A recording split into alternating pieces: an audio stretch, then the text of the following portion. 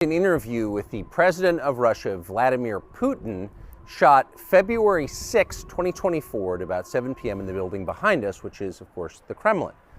The interview, as you will see if you watch it, is primarily about the war in progress, the war in Ukraine, how it started, what's happening, and most pressingly, how it might end. One note before you watch. At the beginning of the interview, we asked the most obvious question, which is, why did you do this? Did you feel a threat, an imminent physical threat? And that's your justification. And the answer we got shocked us. Putin went on for a very long time, probably half an hour, about the history of Russia going back to the 8th century. And honestly, we thought this was a filibustering technique and found it annoying and interrupted him several times. And he responded he was annoyed by the interruption. But we concluded in the end, for what it's worth, that it was not a filibustering technique. There was no time limit on the interview. We ended it after more than 2 hours. Instead, what you're about to see seemed to us sincere, whether you agree with it or not. Vladimir Putin believes that Russia has a historic claim to parts of Western Ukraine. So our opinion would be to view it in that light, as a sincere expression of what he thinks. And with that, here it is. Mr. President, thank you. On February 22nd, 2022, you addressed your country in a nationwide address when the conflict in Ukraine started. And you said that you were acting because you had come to the conclusion that the United States, through NATO, might initiate a, quote, surprise attack on our country. And to American ears, that sounds paranoid. Tell us why you believe the United States might strike Russia out of the blue. How did you conclude that? It's not that America, the United States, was going to launch a surprise strike on Russia. I didn't say that. Are we having a talk show or a serious conversation? Here's the quote. Thank you. It's a formidable, serious talk. Because your basic education is in history, as far as I understand. Yes. So if you don't mind, I will take only 30 seconds or 1 minute to give you a short reference to history for giving you a little historical background. Please. Let's look where our relationship with Ukraine started from. Where did Ukraine come from? The Russian state started gathering itself as a centralized statehood, and it is considered to be the year of the establishment of the Russian state in 862, when the townspeople of Novgorod invited a Varangian prince, Rurik, from Scandinavia to reign. In 1862, Russia celebrated the 1000th anniversary of its statehood. And in Novgorod, there is a memorial dedicated to the 1000th anniversary of the country. In 882, Rurik's successor, Prince Oleg, who was actually playing the role of regent at Rurik's younger son, because Rurik had died by that time, came to Kiev. He ousted two brothers who apparently had once been members of Rurik's squad.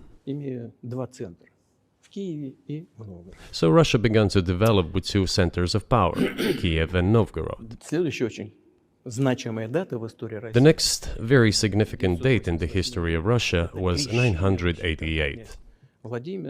This was the baptism of Russia, when Prince Vladimir, the great-grandson of Rurik, baptized Russia and adopted Orthodoxy, or Eastern Christianity. From this time, the centralized Russian state began to strengthen. Why? Because of the single territory, integrated economic ties, one and the same language, and, after the baptism of Russia, the same faith and rule of the prince. The centralized Russian state began to take shape. Back in the Middle Ages, Prince Yaroslav the Wise introduced the order of succession to a throne. But after he passed away, it became complicated for various reasons. The throne was passed not directly from father to eldest son, but from the prince who had passed away to his brother, then to his sons in different lines. All this led to the fragmentation and the end of Rus as a single state. There was nothing special about it. The same was happening then in Europe.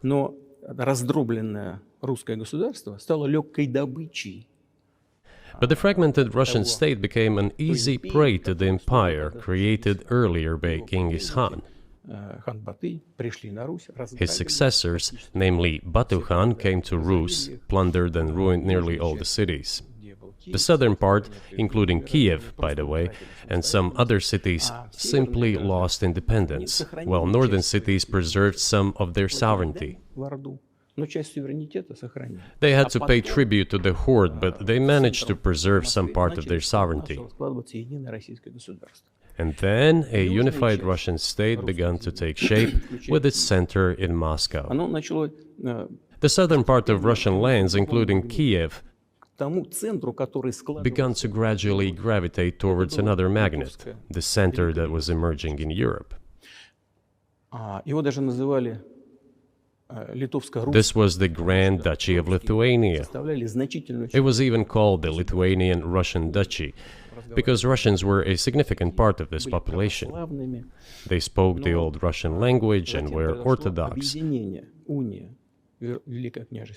But then there was a unification, the union of the Grand Duchy of Lithuania and the Kingdom of Poland.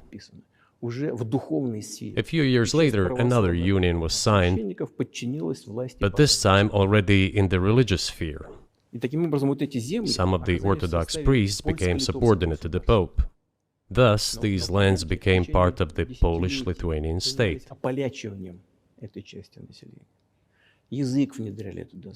During decades, the Poles were engaged in Polonization of this part of the population.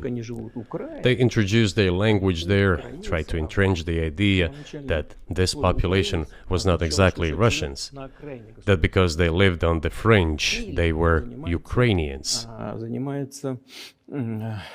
Originally, the word Ukrainian meant that a person was living on the outskirts of the state, along the fringes, or was engaged in a border patrol service. It didn't mean any particular ethnic group.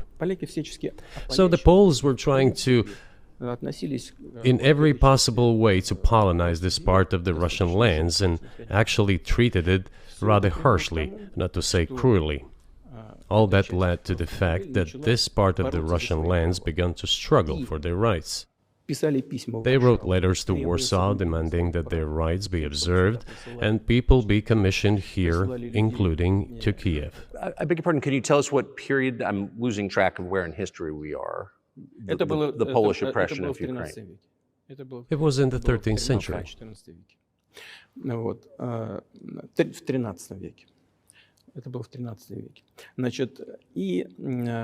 Now I will tell you what happened later and give the dates so that there is no confusion. And in 1654, even a bit earlier, the people who were in control of the authority over that part of the Russian lands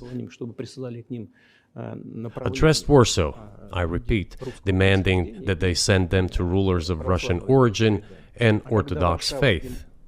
When Warsaw did not answer them, and in fact rejected their demands, they turned to Moscow, so that Moscow took them away. So that you don't think that I'm inventing things, I'll give you these documents. Well, it doesn't sound like you're inventing it. I'm not sure why it's relevant to what happened 2 years ago. But still, these are documents from the archives, copies. Here are the letters from Bogdan Khmelnytsky, the man who then controlled the power in this part of the Russian lands that is now called Ukraine. He wrote to Warsaw demanding that their rights be upheld. And after being refused, he began to write letters to Moscow, asking to take them under the strong hand of the Moscow Tsar. There are copies of these documents. I will leave them for your good memory. There is a translation into Russian. You can translate it into English later. Russia would not agree to admit them straight away, assuming that the war with Poland would start. Nevertheless, in 1654, the Pan-Russian Assembly of top clergy and landowners, headed by the Tsar, which was the representative body of the power of the old Russian state, decided to include a part of the old Russian lands into Moscow Kingdom. As expected, the war with Poland began. It lasted 13 years, and then in 1654, a truce was concluded. And 32 years later, I think, a peace treaty with Poland, which they called Eternal Peace, was signed. And these lands, the whole left bank of Dnieper, including Kiev, went to Russia. And the whole right bank of Dnieper remained in Poland. Under the rule of Catherine the Great, Russia reclaimed all of its historical lands, including in the south and west. This all lasted until the revolution. Before World War I, Austrian General Staff relied on the ideas of Ukrainianization and started actively promoting the ideas of Ukraine and the Ukrainianization.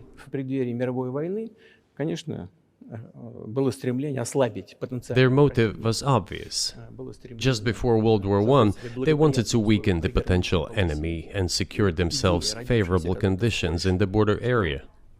So the idea which had emerged in Poland that people residing in that territory were allegedly not really Russians, but rather belonged to a special ethnic group, Ukrainians, started being propagated by the Austrian General Staff. As far back as the 19th century, theorists calling for Ukrainian independence appeared. All those, however, claimed that Ukraine should have a very good relationship with Russia. They insisted on that. After the 1917 revolution, the Bolsheviks sought to restore the statehood, and the civil war began, including the hostilities with Poland. In 1921, peace with Poland was proclaimed, and under that treaty, the right bank of Dnieper River once again was given back to Poland. In 1939, after Poland cooperated with Hitler, it did collaborate with Hitler, you know? Hitler offered Poland peace and a treaty of friendship. An alliance demanding in return that Poland give back to Germany the so-called Danzig corridor, which connected the bulk of Germany with East Prussia and Königsberg.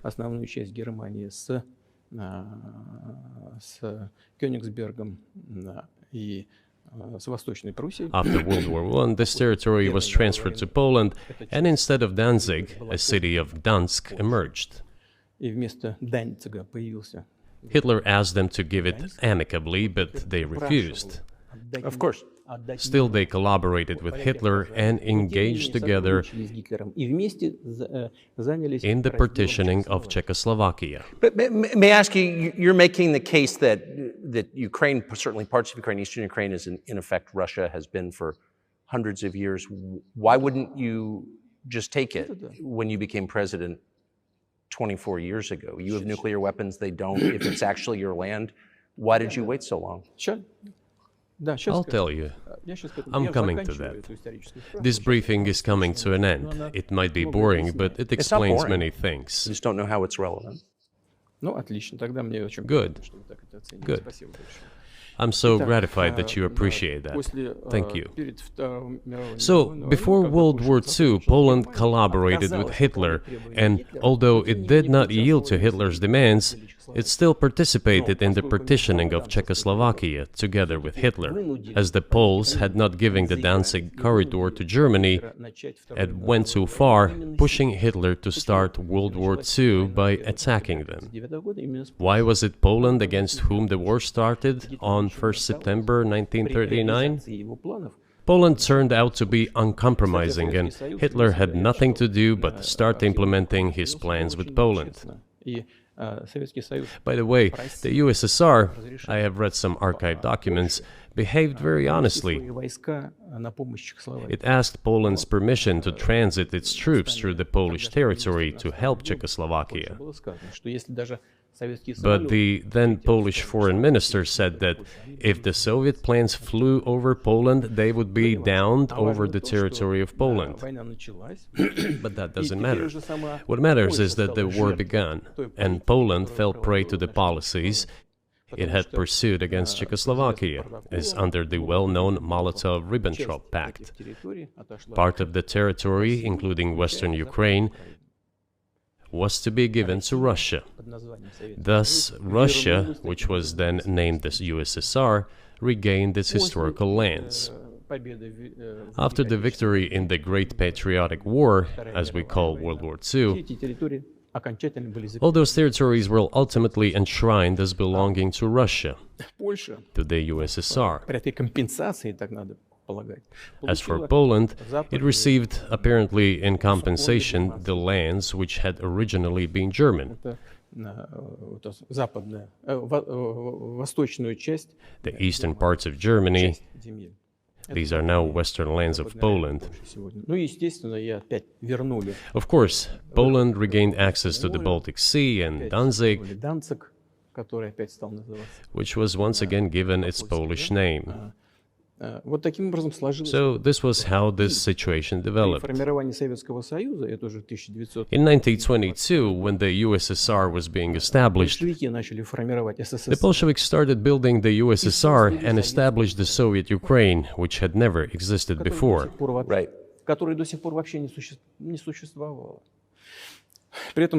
Stalin insisted that those republics be included in the USSR as autonomous entities. For some inexplicable reason, Lenin, the founder of the Soviet state, insisted that they be entitled to withdraw from the USSR. And again, for some unknown reasons, he transferred to that newly established Soviet Republic of Ukraine some of the lands together with people living there, even though those lands had never been called Ukraine, and yet they were made part of that Soviet Republic of Ukraine. Those lands included the Black Sea region, which was received under Catherine the Great, and which had no historical connection with Ukraine whatsoever. Even if we go as far back as 1654, when these lands returned to Russian Empire, that territory was the size of 3 to 4 regions of modern Ukraine, with no Black Sea region. That was completely out of the question. In 1654. Exactly. You obviously have encyclopedic knowledge of this region, but why didn't you make this case for the first 22 years as president that Ukraine wasn't a real country?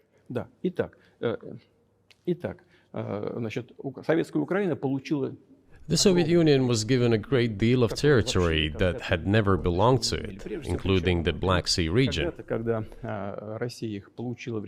At some point, when Russia received them as an outcome of the Russo-Turkish Wars, they were called New Russia or Novorossiya. But that does not matter.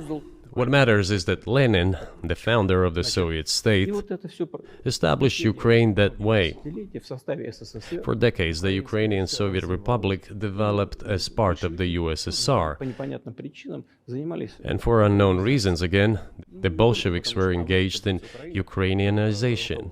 It was not merely because the Soviet leadership was composed to a great extent of those originating from Ukraine. Rather, it was explained by the general policy of indigenization pursued by the Soviet Union. Same things were done in other Soviet republics. This involved promoting national languages and national cultures, which is not bad in principle. That is how the Soviet Ukraine was created. After the World War II, Ukraine received, in addition to the lands that had belonged to Poland before the war, part of the lands that had previously belonged to Hungary and Romania. So Romania and Hungary had some of their lands taken away and given to the Soviet Ukraine, and they still remain part of Ukraine. So in this sense, we have every reason to affirm that Ukraine is an artificial state that was shaped at Stalin's will. Do you believe Hungary has a right to take its land back from Ukraine, and that other nations have a right to go back to their 1654 borders?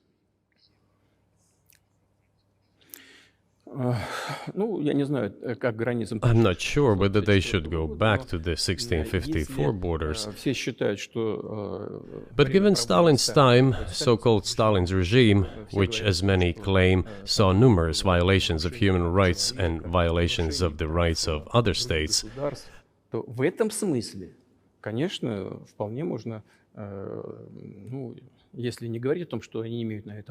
one may say that they could claim back those lands of theirs while having no right to do that. It is at least understandable. Have you told Viktor Orban that he can have part of Ukraine?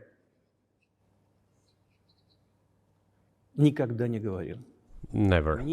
I have never told him, not a single time. We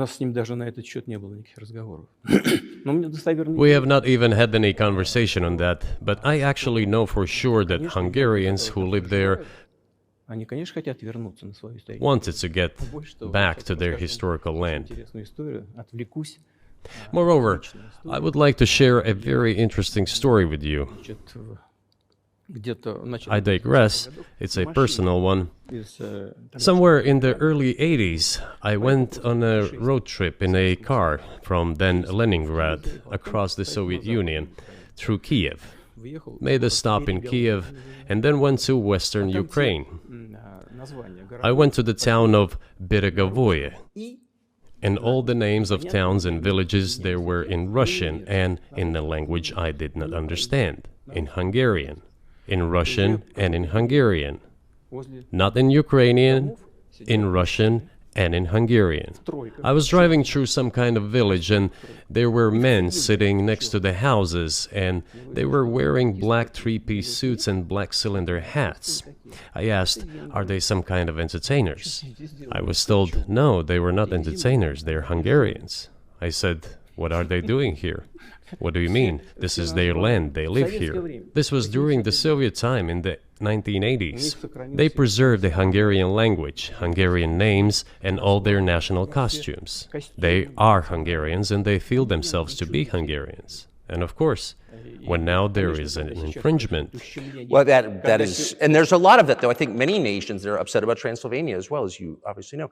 But many nations feel frustrated by the redrawn borders of the wars of the 20th century. And wars going back 1,000 years, the ones that you mentioned. But the fact is that you didn't make this case in public until 2 years ago, February. And in the case that you made, which I read today, you explain at great length that you felt a physical threat from the West in NATO, including potentially a nuclear threat. And that's what got you to move. Is that a fair characterization of what you said?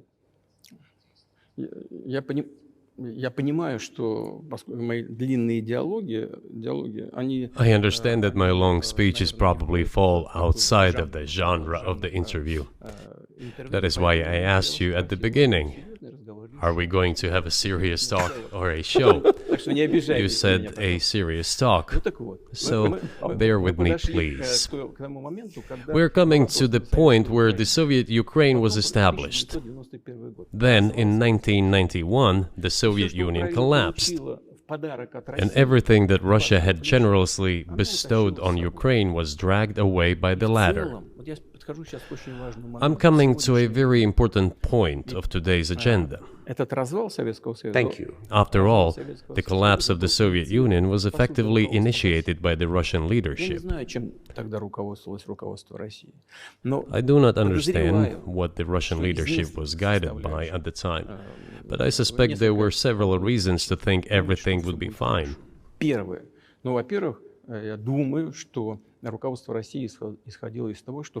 First, I think that then Russian leadership believed that the fundamentals of the relationship between Russia and Ukraine were, in fact, a common language. More than 90% of the population there spoke Russian.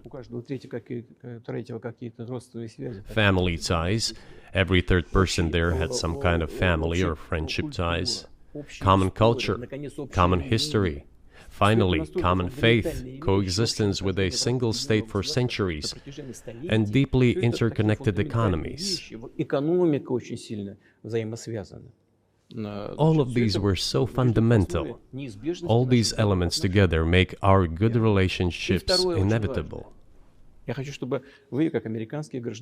The second point is a very important one. I want you, as an American citizen, and your viewers to hear about this as well. The former Russian leadership assumed that the Soviet Union had ceased to exist, and therefore there were no longer any ideological dividing lines. Russia even agreed voluntarily and proactively to the collapse of the Soviet Union, and believed that this would be understood by the so-called civilized West as an invitation for cooperation and association. That is what Russia was expecting, both from the United States and the so-called collective West as a whole. There were smart people, including in Germany, Egon Bahr, a major politician of the Social Democratic Party, who insisted in his personal conversations with the Soviet leadership on the brink of the collapse of the Soviet Union that a new security system should be established in Europe. Help should be given to unify Germany, but a new system should be also established to include the United States, Canada, Russia, and other Central European countries. Yes. But NATO needs not to expand. That's what he said. If NATO expands, everything would be just the same as during the Cold War, only closer to Russia's borders. That's all. He was a wise old man, but no one listened to him. In fact, he got angry once. If, he said, you don't listen to me, I'm never setting my foot in Moscow once again. Everything happened just as he had said. Well, of course, it did come true, and you've mentioned this many times. I think it's a fair point, and many in America thought that relations between Russia and the United States would be fine with the collapse of the Soviet Union and the end of the Cold War, that the opposite happened. But you've never explained why you think that happened, except to say that the West fears a strong Russia, but we have a strong China the West does not seem very afraid of. What about Russia do you think convinced policymakers they had to take it down? The West is afraid of strong China more than it fears a strong Russia, because Russia has 150 million people and China has 1.5 billion population, and its economy is growing by leaps and bounds, or 5% a year. It used to be even more. But that's enough for China. As Bismarck once put it, potentials are the most important. China's potential is enormous. It is the biggest economy in the world today in terms of purchasing power parity and the size of the economy. It has already overtaken the United States quite a long time ago, and it is growing at a rapid clip. Let's not talk about who is afraid of whom. Let's not reason in such terms. And let's get into the fact that after 1991, when Russia expected that it would be welcomed into the brotherly family of civilized nations, nothing like this happened.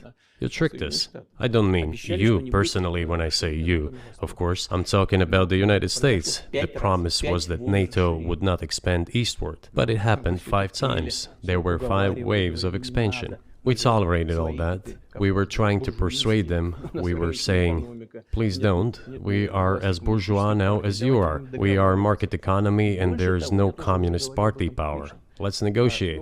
Moreover, I have also said this publicly before. There was a moment when a certain rift started growing between us.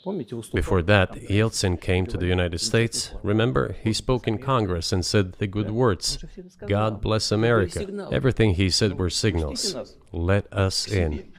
Remember the developments in Yugoslavia before the Yeltsin was lavished with praise? As soon as the developments in Yugoslavia started, he raised his voice in support of Serbs, and we couldn't but raise our voices for Serbs in their defense. I understand that there were complex processes underway there, I do, but Russia could not help raising its voice in support of Serbs, because Serbs are also a special and close to us nation, with Orthodox culture and so on. It's a nation that has suffered so much for generations. Well, regardless, what is important is that Yeltsin expressed his support. What did the United States do? In violation of international law and the UN Charter, it started bombing Belgrade. It was the United States that let the genie out of the bottle. Moreover, when Russia protested and expressed its resentment, what was said? The UN Charter and international law have become obsolete. Now everyone invokes international law, but at that time they started saying that everything was outdated. Everything had to be changed.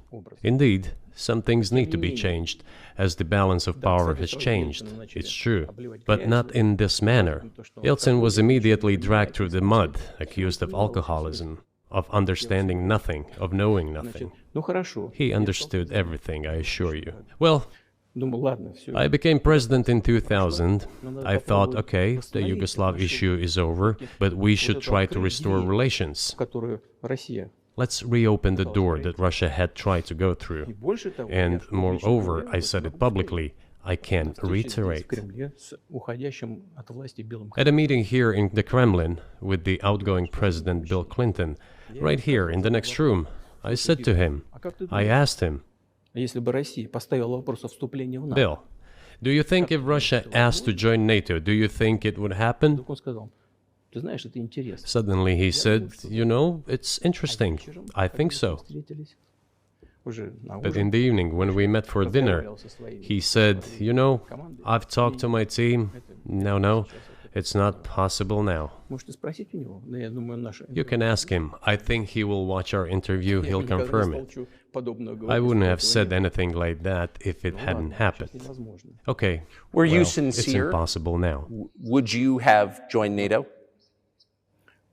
Look, I asked the question, is it possible or not? And the answer I got was no. If I was insincere in my desire to find out what the leadership position was... But if he had said yes, would you have joined NATO?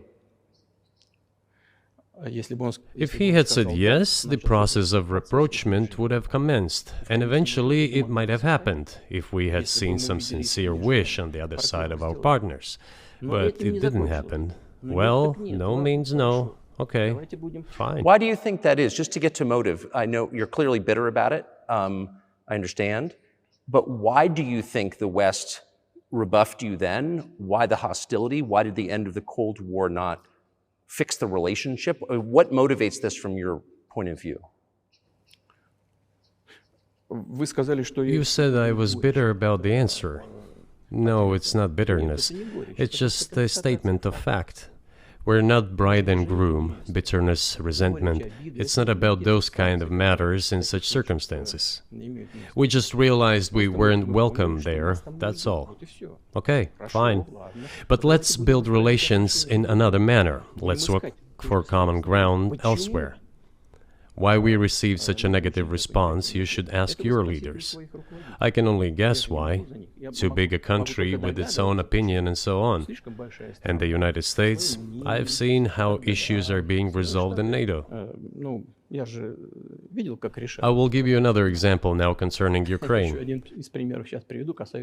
The US leadership exerts pressure, and all NATO members obediently vote, even if they do not like something. Now, I'll tell you what happened in this regard with Ukraine in 2008, although it's being discussed. I'm not going to open a secret to you, say anything new.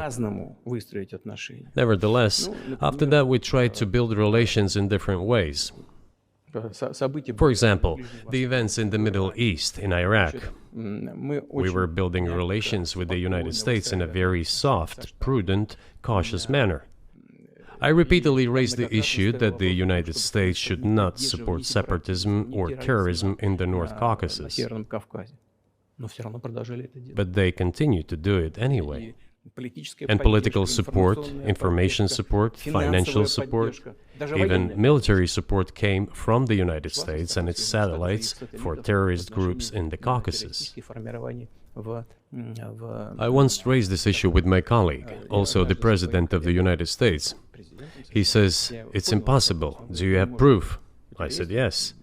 I was prepared for this conversation, and I gave him that proof. He looked at it, and you know what he said? "I apologize, but that's what happened." I'll quote.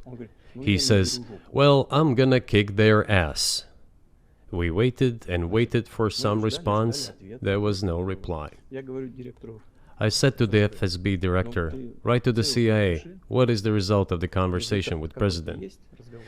He wrote once, twice, and then we got a reply. We have the answer in the archive. The CIA replied, "We have been working with the opposition in Russia. We believe that this is the right thing to do, and we will keep on doing it." Just ridiculous. Well, okay. We realized that it was out of the question. Forces in opposition to you. So you're saying the CIA is trying to overthrow your government? Of course, they meant in that particular case the separatists, the terrorists who fought with us in the Caucasus. That's who they called the opposition. This is the second point. The third moment is a very important one. Is the moment when the US missile defense system was created. The beginning. We persuaded for a long time not to do it in the United States. Moreover, after was invited by Bush Jr.'s father, Bush Sr., to visit his place on the ocean, I had a very serious conversation with President Bush and his team. I proposed that the United States, Russia, and Europe jointly create a missile defense system that, we believe, if created unilaterally, threatens our security, despite the fact that the United States officially said that it was being created against missile threats from Iran. That was the justification for the deployment of the missile defense system. I suggested working together, Russia, the United States, and Europe. They said it was very interesting. They asked me, "Are you serious?" I said, "Absolutely." Let me ask, what year was this? I don't remember. It is easy to find out on the internet when I was in the USA at the invitation of Bush Sr. It is even easier to learn from someone I'm going to tell you about. I was told it was very interesting. I said, just imagine if we could tackle such a global strategic security challenge together. The world will change. We'll probably have disputes, probably economic and even political ones, but we could drastically change the situation in the world. He says yes, and asks, "Are you serious?" I said, "Of course. We need to think about it," I'm told. I said, "Go ahead, please." Then Secretary of Defense Gates, former Director of CIA, and Secretary of State Rice came in here, in this cabinet, right here at this table. They sat on this table. Me, the Foreign Minister, the Russian Defense Minister on that side. They said to me, "Yes, we have thought about it. We agree." I said, "Thank God, great, but with some exceptions." So twice you've described US presidents making decisions and then being undercut by their agency heads. So it sounds like you're describing a system that's not run by the people who are elected in your telling. That's right, that's right. In the end, they just told us to get lost. I'm not going to tell you the details because I think it's incorrect. After all, it was confidential conversation. But our proposal was declined. That's a fact. It was right then when I said, "Look, but then we will be forced to take countermeasures. We will create such strike systems that will certainly overcome missile defense systems." The answer was, "We are not doing this against you, and you do what you want," assuming that it is not against us, not against the United States. I said, "Okay." Very well. That's the way it went. And we created hypersonic systems with intercontinental range, and we continue to develop them. We are now ahead of everyone, the United States and the other countries, in terms of the development of hypersonic strike systems, and we are improving them every day. But it wasn't us. We proposed to go the other way, and we were pushed back. Now, about NATO's expansion to the east. Well, we were promised no NATO to the east, not an inch to the east, as we were told. And then what? They said, well, it's not enshrined on paper, so we'll expand. So there were 5 waves of expansion, the Baltic states, the whole of Eastern Europe, and so on. And now I come to the main thing. They have come to the Ukraine, ultimately. In 2008, at the summit in Bucharest, they declared that the doors for Ukraine and Georgia to join NATO were open. Now about how decisions are made there. Germany, France seem to be against it, as well as some other European countries. But then, as it turned out later, President Bush, and he's such a tough guy, a tough politician, as I was told later, he exerted pressure on us and we had to agree. It's ridiculous, it's like kindergarten. Where are the guarantees? What kindergarten is this? What kind of people are these? Who are they? You see, they were pressed, they agreed. And then they say, Ukraine won't be in the NATO, you know? I say, I don't know. I know you agreed in 2008. Why won't you agree in the future? Well, they pressed us then. I say, why won't they press you tomorrow? And you'll agree again. Well, it's nonsensical. Who's there to talk to? I just don't understand. We're ready to talk. But with whom? Where are the guarantees? None. So they started to develop the territory of Ukraine. Whatever is there, I have told you the background, how this territory developed, what kind of relations there were with Russia. Every second or third person there has always had some ties with Russia. And during the elections, in already independent, sovereign Ukraine, which gained its independence as a result of the Declaration of Independence, and by the way, it says that Ukraine is a neutral state, and in 2008, suddenly the doors or gates to NATO were open to it. Oh, come on. This is not how we agreed. Now, all the presidents that have come to power in Ukraine, they relied on electorate with a good attitude to Russia in one way or the other. This is the southeast of Ukraine. This is a large number of people. And it was very difficult to dissuade this electorate, which had a positive attitude towards Russia. Viktor Yanukovych came to power, and how? The first time he won after President Kuchma, they organized a third round, which is not provided for in the constitution of Ukraine. This is a coup d'etat. Just imagine, someone in the United States wouldn't like the outcome.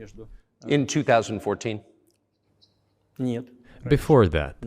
No, this was before that. After President Kuchma, Viktor Yanukovych won the elections. However, his opponents did not recognize that victory. The US supported the opposition, and the third round was scheduled. What is this? This is a coup. The US supported it, and the winner of the third round came to power.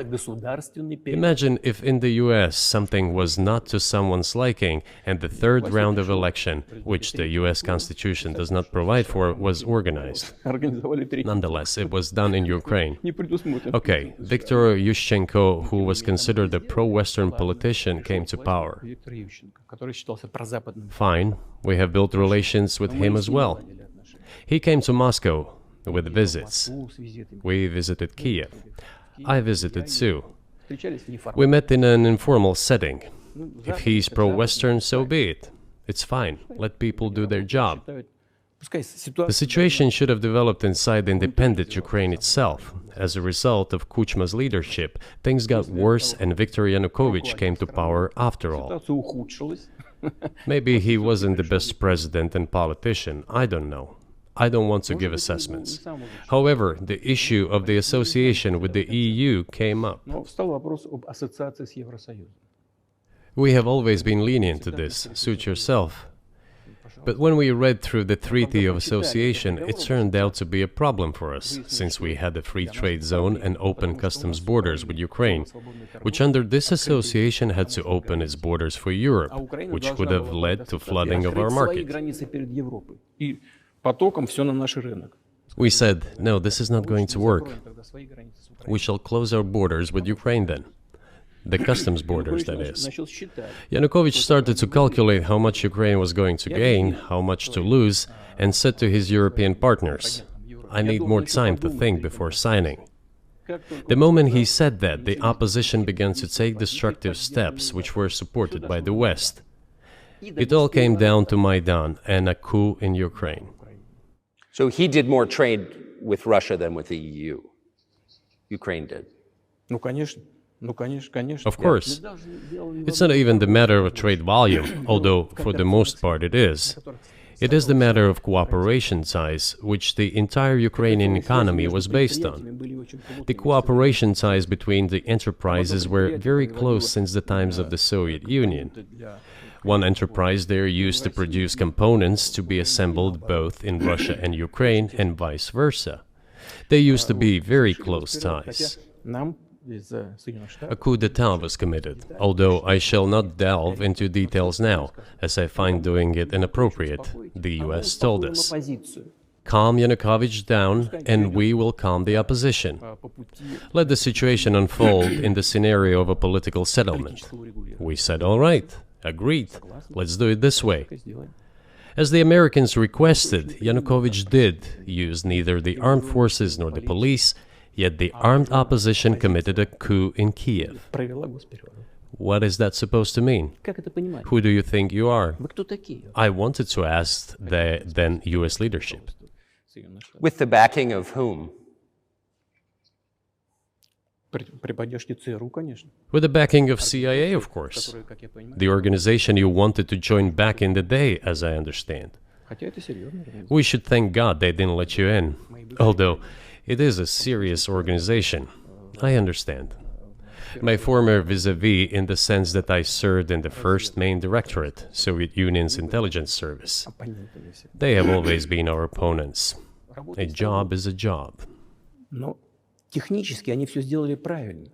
Technically, they did everything right. They achieved their goal of changing the government. However, from political standpoint, it was a colossal mistake.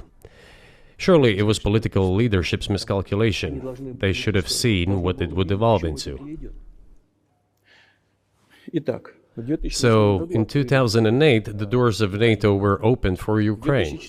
In 2014, there was a coup. They started persecuting those who did not accept the coup, and it was indeed a coup. They created a threat to Crimea, which we had to take under our protection. They launched a war in Donbass in 2014 with the use of aircraft and artillery against civilians.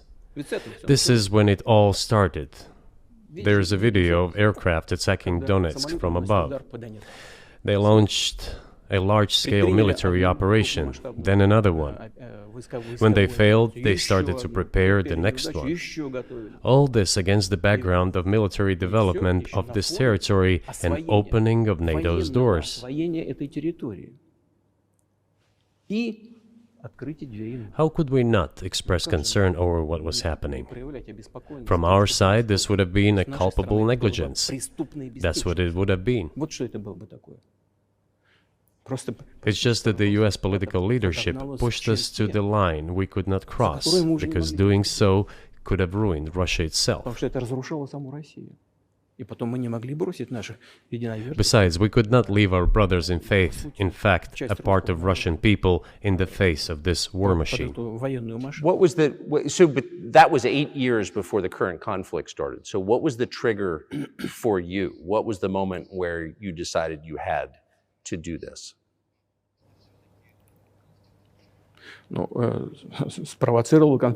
Initially, it was the coup in Ukraine that provoked the conflict. By the way, back then the representatives of 3 European countries, Germany, Poland and France, arrived. They were the guarantors of the signed agreement between the government of Yanukovych and the opposition. They signed it as guarantors. Despite that, the opposition committed a coup, and all these countries pretended that they didn't remember that they were guarantors of the peaceful settlement. They just threw it in the stove right away, and nobody recalls that.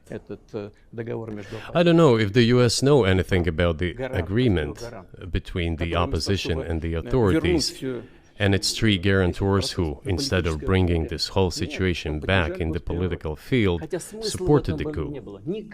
Although it was meaningless, believe me. Because President Yanukovych agreed to all conditions, he was ready to hold an early election which he had no chance of winning, frankly speaking. Everyone knew that. Then why the coup? Why the victims? Why threatening Crimea? Why launching an operation in Donbass? This I do not understand. That is exactly what the miscalculation is. CIA did its job to complete the coup.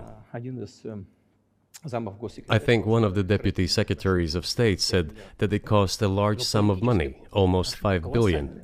But the political mistake was colossal. Why would they have to do that? All this could have been done legally, without victims, without military action, without losing Crimea. We would have never considered to even lift a finger if it hadn't been for the bloody developments on Maidan.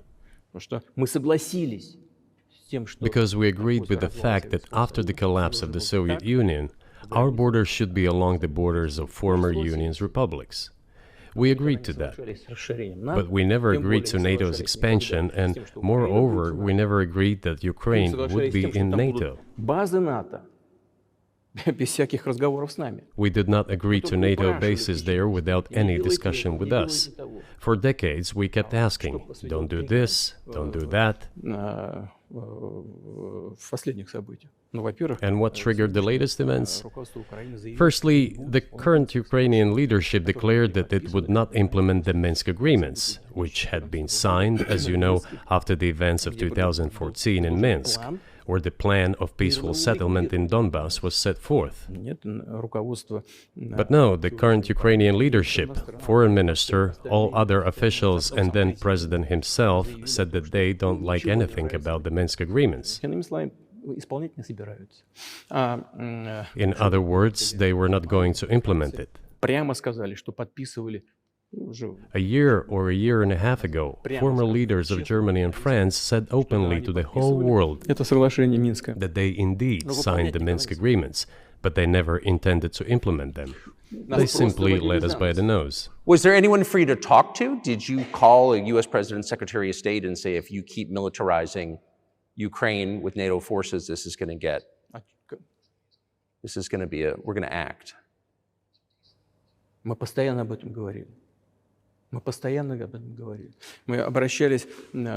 We talked about this all the time. We addressed the United States and European countries' leadership to stop these developments immediately, to implement the Minsk agreements. Frankly speaking, I didn't know how we were going to do this, but I was ready to implement them.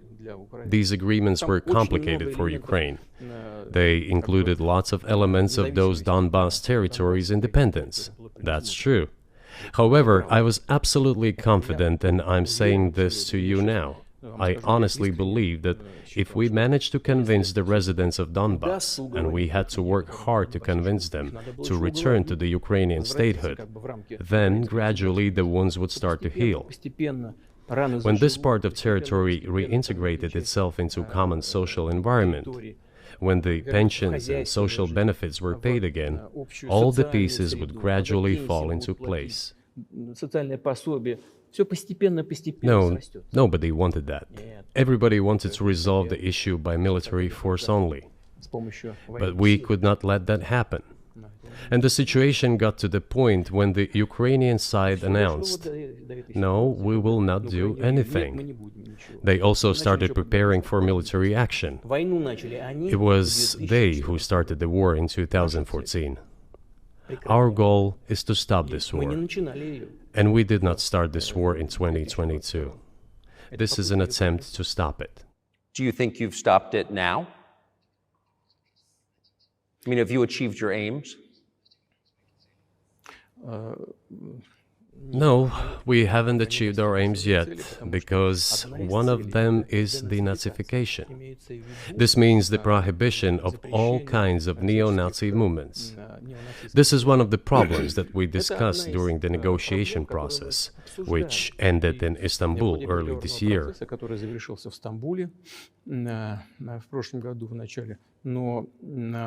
And it was not our initiative, because we were told by the Europeans, in particular, that it was necessary to create conditions for the final signing of the documents. My counterparts in France and Germany said, "How can you imagine them signing a treaty with a gun to their heads? The troops should be pulled back from Kiev." I said, "All right." We withdrew the troops from Kiev. As soon as we pulled back our troops from Kiev, our Ukrainian negotiators immediately threw all our agreements reached in Istanbul into the bin and got prepared for a long-standing armed confrontation with the help of the United States and its satellites in Europe. That is how the situation has developed, and that is how it looks now. But what is, pardon my ignorance, what is denazification? What would that mean? What is... Да, вот я как раз хочу сейчас об этом сказать. Это очень важный вопрос. Денацификация. That is what I want to talk about right now. It is a very important issue. Denazification. After gaining independence, Ukraine began to search, as some Western analysts say, its identity. And it came up with nothing better than to build this identity upon some false heroes who collaborated with Hitler.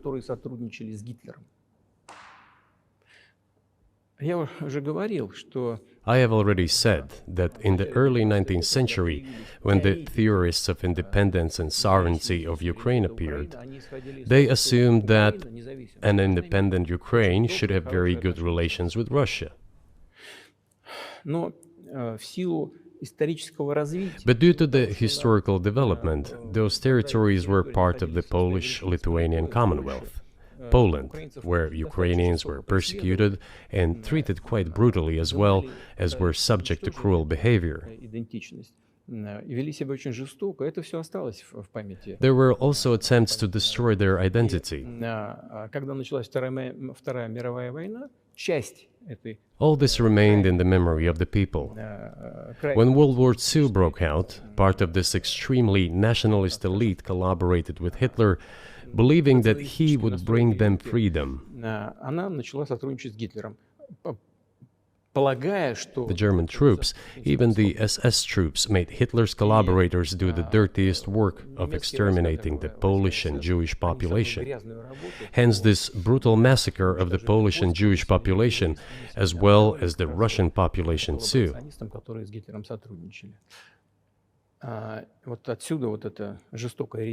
This was led by the persons who are well known, Bandera, Shukevich. It was those people who were made national heroes. That is the problem. And we are constantly told that nationalism and neo-Nazism exist in other countries as well. Yes, they are seedlings, but we uproot them, and other countries fight against them. But Ukraine is not the case. These people have been made into national heroes in Ukraine. Monuments to those people have been erected. They are displayed on flags. Their names are shouted by crowds that walk with torches, as it was in Nazi Germany.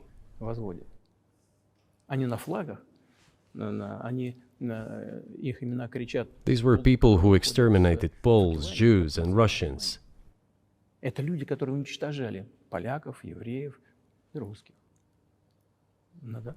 It is necessary to stop this practice and prevent the dissemination of this concept. I say that Ukrainians are part of the one Russian people. They say, no, we are a separate people. Okay, fine. If they consider themselves a separate people, they have the right to do so, but not on the basis of Nazism, the Nazi ideology. Would you be satisfied with the territory that you have now? Нет, закончим. Вы же задали вопрос по неонацизму и денацификации. I will finish answering the question. You just asked a question about neo-Nazism and denazification. Замалчивается на Западе. Look, the president of Ukraine visited Canada. The story is well known, but being silenced in the Western countries. Спикер парламента. The Canadian Parliament introduced a man who, as the Speaker of the Parliament said, fought against the Russians during the World War II. Well, who fought against the Russians during the World War II? Hitler and his accomplices. It turned out that this man served in the SS troops. He personally killed Russians, Poles, and Jews. The SS troops consisted of Ukrainian nationalists who did this dirty work. The president of Ukraine stood up with the entire Parliament of Canada and applauded this man. How can this be imagined? The president of Ukraine himself, by the way, is a Jew by nationality. Really, my question is, what do you do about it? I mean, Hitler's been dead for 80 years. Nazi Germany no longer exists. And so, true. And so, I think what you're saying is you want to extinguish or at least control Ukrainian nationalism. But how? How do you do that? Вот послушайте меня. Ваш вопрос очень тонкий. Listen to me. Your question is very subtle, and I can tell you what I think. Do not take offense. Of course. Он, казалось бы, тонкий, он очень противный, этот вопрос. This question appears to be subtle. It is quite pesky. Значит, You say Hitler has been dead for so many years, 80 years. But his example lives on. People who exterminated Jews, Russians, and Poles are alive. And the president, the current president of today's Ukraine, applauds him in the Canadian Parliament, gives a standing ovation. Can we say that we have completely uprooted this ideology if what we see is happening today? That is what denazification is in our understanding. We have to get rid of those people who maintain this concept and support this practice and try to preserve it. That is what denazification is. That is what we mean. Right. My question was a little more specific. It was, of course, not a defense of Nazis, neo or otherwise. It was a practical question. You don't control the entire country. You don't control Kiev. You don't seem like you want to. So how do you eliminate a culture or an ideology or feelings or a view of history in a country that you don't control? What do you do about that? А вы знаете, как вам не покажется странным, в ходе переговоров в Стамбуле... You know, as strange as it may seem to you, during the negotiations in Istanbul, we did agree that we have it all in writing. Neo-Nazism would not be cultivated in Ukraine, including that it would be prohibited at the legislative level. Mr. Carlson, we agreed on that. This, it turns out, can be done during the negotiation process. And there's nothing humiliating for Ukraine as a modern civilized state.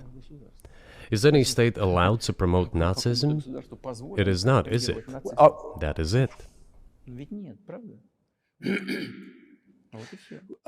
Will there be talks, and why haven't there been talks about resolving the conflict in Ukraine, peace talks? Они были, они дошли до очень высокой стадии согласования позиций, сложно. They have been. They reached a very high stage of coordination of positions in a complex process, but still they were almost finalized. But after we withdrew our troops from Kiev, as I have already said, the other side threw away all these agreements and obeyed the instructions of Western countries, European countries, and the United States to fight Russia to the bitter end. Moreover, the president of Ukraine has legislated a ban on negotiating with Russia. He signed a decree forbidding everyone to negotiate with Russia. But how are we going to negotiate if he forbade himself and everyone to do this? We know that he is putting forward some ideas about this settlement, but in order to agree on something, we need to have a dialogue. Is that not right? Well, but you wouldn't be speaking to the Ukrainian president, you'd be speaking to the American president. When was the last time you spoke to Joe Biden? I cannot remember when I talked to him. I do not remember. We can look it up. You don't remember? No. Why? Do I have to remember everything? I have my own things to do. We have domestic political affairs. Well, he's funding the war that you're fighting, so I would think that would be memorable. Well, yes, he funds, but I talked to him before the special military operation, of course. And I said to him then, by the way, I will not go into details, I never do, but I said to him then, I believe that you are making a huge mistake of historic proportions by supporting everything that is happening there, in Ukraine, by pushing Russia away. I told him repeatedly, by the way. I think that would be correct if I stop here. What did he say? Ask him, please. It is easier for you. You are a citizen of the United States. Go and ask him. It is not appropriate for me to comment on our conversation. But you haven't spoken to him since before February of 2022?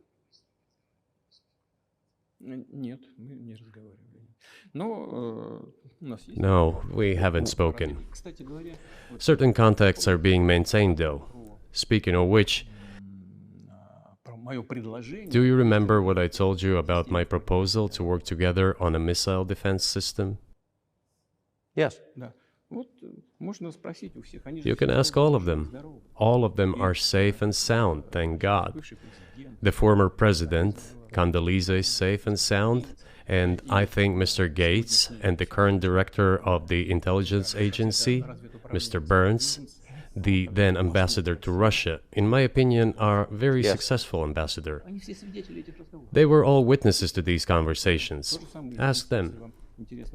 Same here. If you are interested in what Mr. President Biden responded to me, ask him. At any rate, I talked to him about it. I'm definitely interested, but from the outside, it seems like this could devolve or evolve into something that brings the entire world into conflict and could initiate a nuclear launch. And so why don't you just call Biden and say, let's work this out?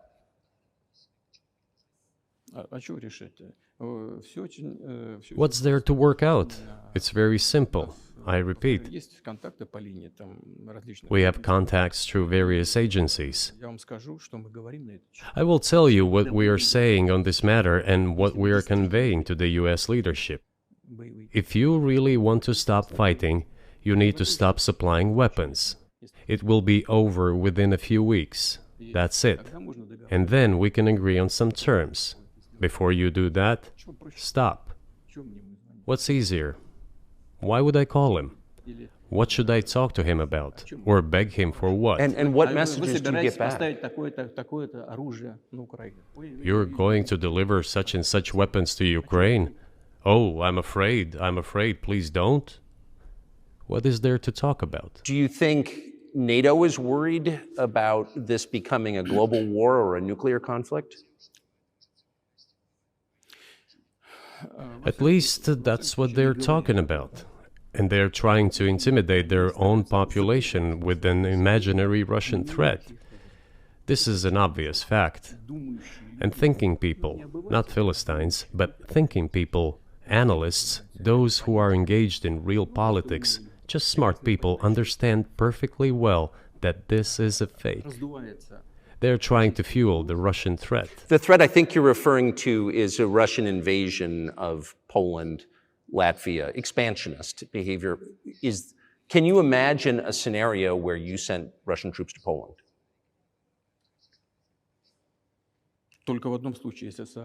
Only in one case, if Poland attacks Russia. Why? Because we have no interest in Poland, Latvia, or anywhere else. Why would we do that? We simply don't have any interest. It's just threat-mongering. Well, the argument, I know you know this, is that, well, he invaded Ukraine, he has territorial aims across the continent, and you're saying unequivocally you don't.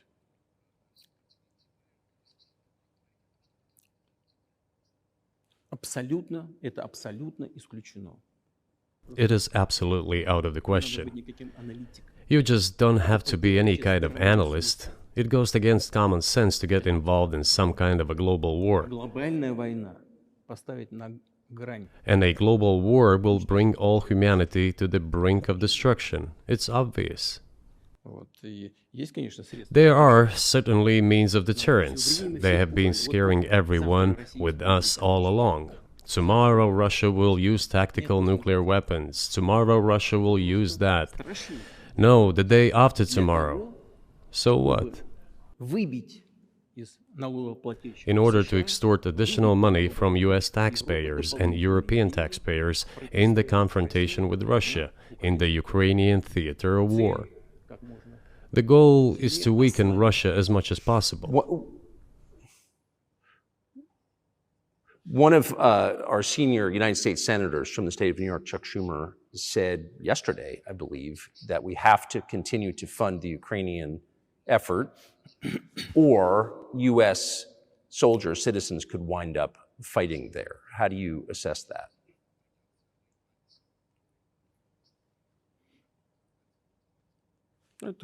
Это провокация. This is a provocation, and a cheap provocation at that. Американские солдаты должны воевать. I do not understand why American soldiers should fight in Ukraine. There are mercenaries from the United States there. The bigger number of mercenaries comes from Poland, with mercenaries from the United States in second place and mercenaries from Georgia in third place. Безусловно. Well, if somebody has the desire to send regular troops, that would certainly bring humanity to the brink of very serious global conflict. This is obvious. Do the United States need this? What for? Национальной территории. У вас нечем заниматься. Thousands of miles away from your national territory. На границе полно. Проблемы с Don't you have anything better to do? с государством. You have issues on the border, issues with migration, issues with the national debt, more than $33 trillion. Договориться с Россией. You have nothing better to do, so you should fight in Ukraine? Понимая ситуацию, которая складывается. Wouldn't it be better to negotiate with Russia? Make an agreement, already understanding the situation that is developing today, realizing that Russia will fight for its interests to the end? К здравому смыслу. And realizing this, actually return to common sense, start respecting our country and its interests, and look for certain solutions. Мне кажется, что это гораздо умнее. It seems to me that this is much smarter and more rational. Who blew up Nord Stream? You for sure. I was busy that day. Nate, do you have I did not blow up То есть Nord у вас- Stream. у Thank вас- you, though. У вас лично, может быть, есть алиби. У вас лично. You personally may have an alibi, but the CIA has no such alibi. Do you have evidence that NATO or the CIA did it?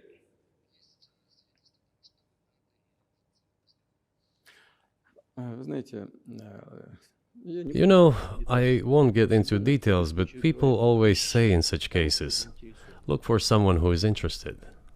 But in this case, we should not only look for someone who is interested, but also for someone who has capabilities.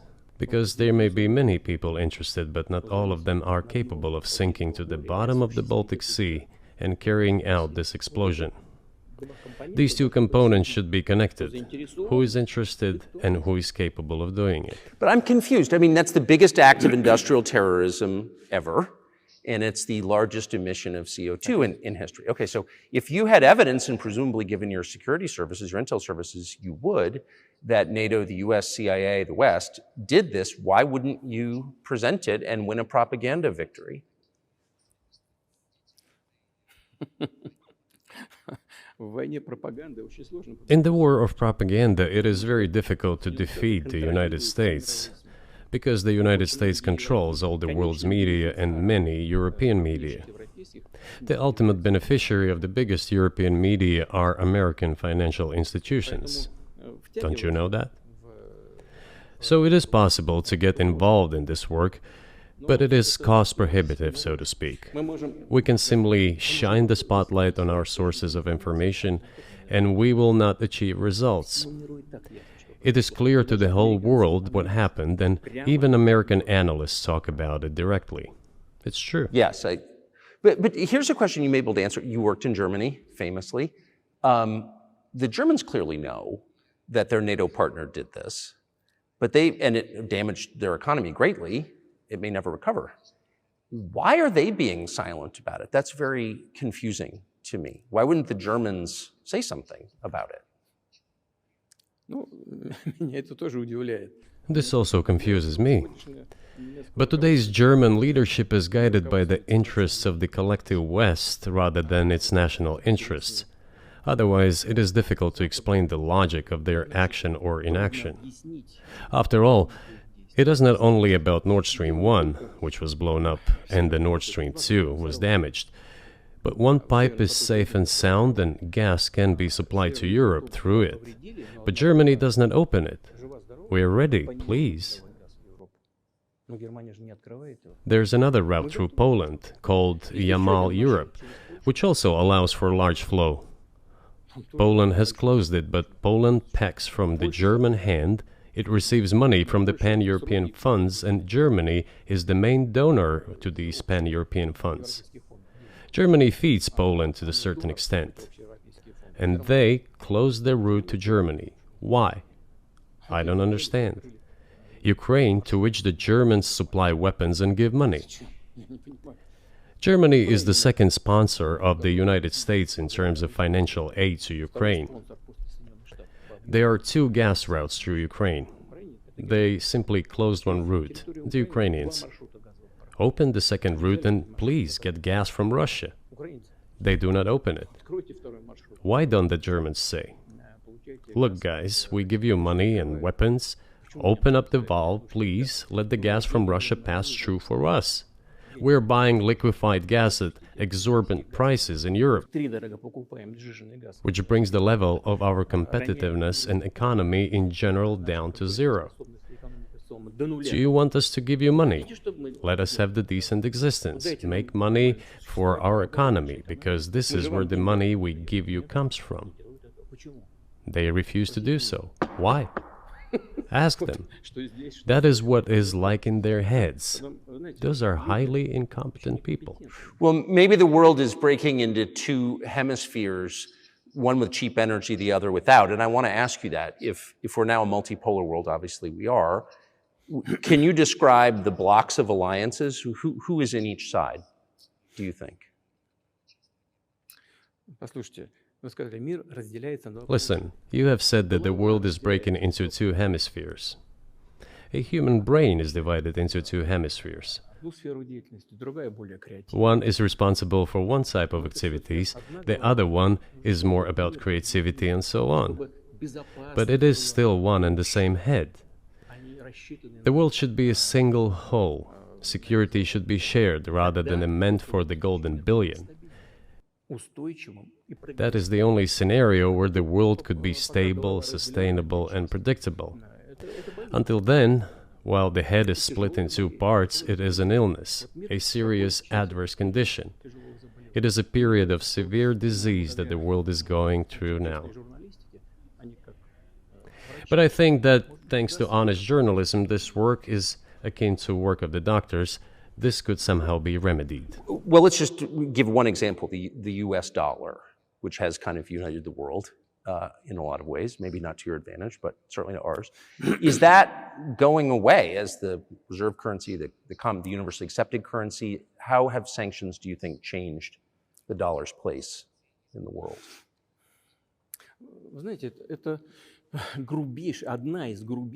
You know, to use the dollar as a tool of foreign policy struggle is one of the biggest strategic mistakes made by the US political leadership.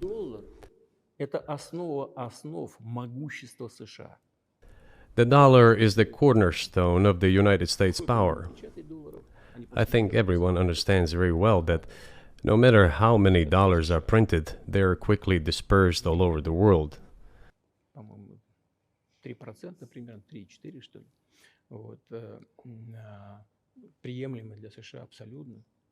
Inflation in the United States is minimal. It's about 3 or 3.4%, which is, I think, totally acceptable for the US. But they won't stop printing. What does the debt of $33 trillion tell us about? It is about the emission.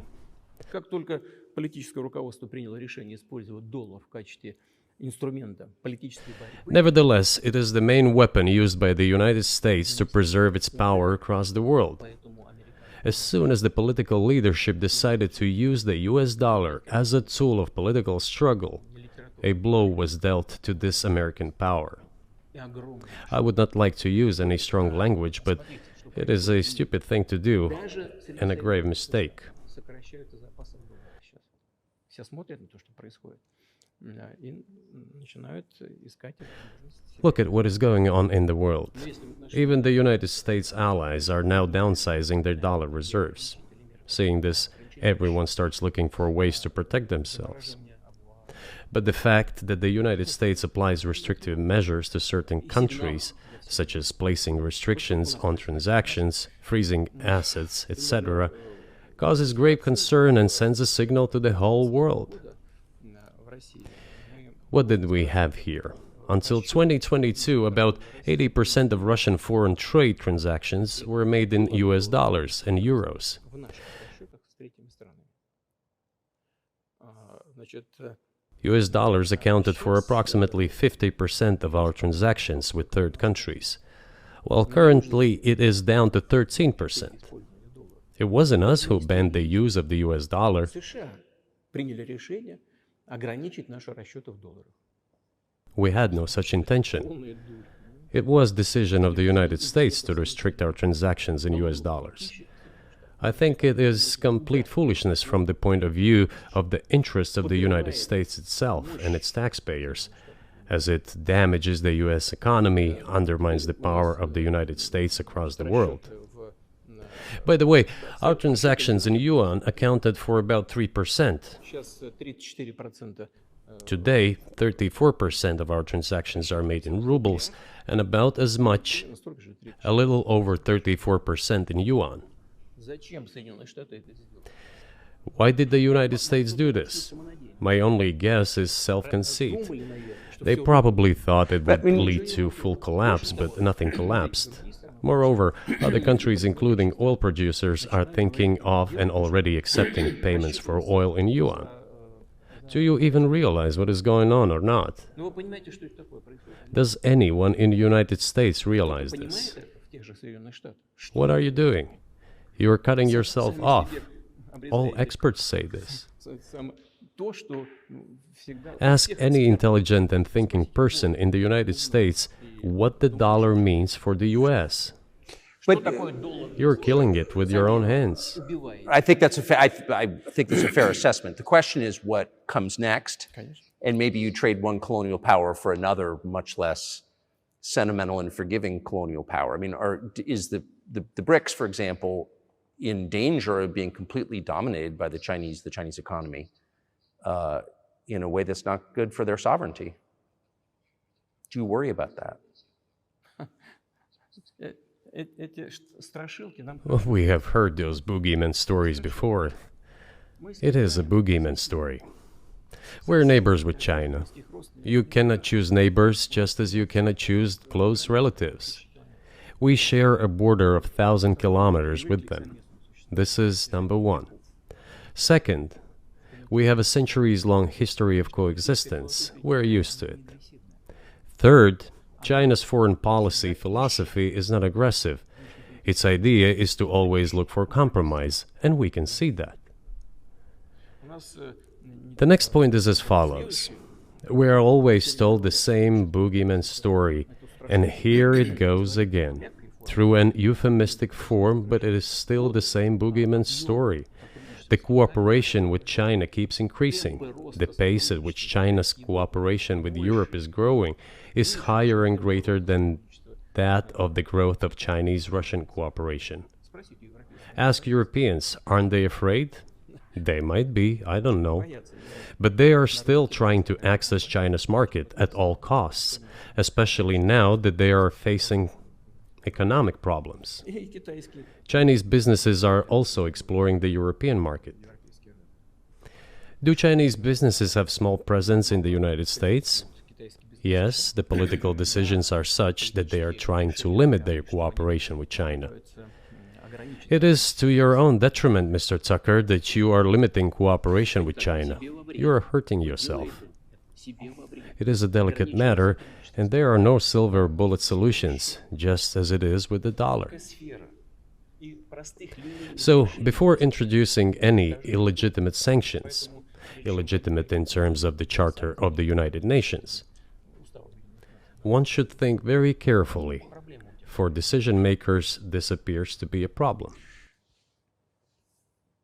So you said a moment ago that the world would be a lot better if it weren't broken into competing alliances, if there was cooperation globally.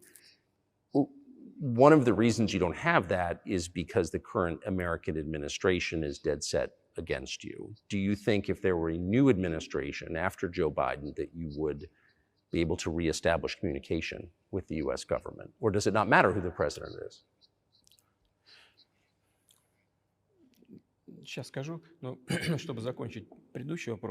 I will tell you, but let me finish the previous thought. We, together with my colleague and friend, President Xi Jinping, set a goal to reach $200 billion of mutual trade with China this year. We have exceeded this level. According to our figures, our bilateral trade with China totals already $230 billion, and the Chinese statistics says it is $240 billion. One more important thing. Our trade is well balanced, mutually complementary in high-tech, energy, scientific research and development. It is very balanced. As for BRICS, where Russia took over the presidency this year, the BRICS countries are, by and large, developing very rapidly. Look, if memory serves me right, back in 1992, the share of the G7 countries in the world economy amounted to 47%, whereas in 2022 it was down to, I think, a little over 30%. The BRICS countries accounted for only 16% in 1992, but now their share is greater than that of the G7. It has nothing to do with the events in Ukraine. This is due to the trends of global development and world economy, as I mentioned just now. And this is inevitable. This will keep happening. It is like the rise of the sun. You cannot prevent the sun from rising. You have to adapt to it. How do the United States adapt? With the help of force, sanctions, pressure, bombings, and use of armed forces. This is about self-conceit. Your political establishment does not understand that the world is changing under objective circumstances. And in order to preserve your level, even if someone aspires, to the level of dominance, you have to make the right decisions in a competent and timely manner. Such brutal actions, including with regard to Russia and, say, other countries, are counterproductive. This is an obvious fact. It has already become evident. You just asked me if another leader comes and changes something.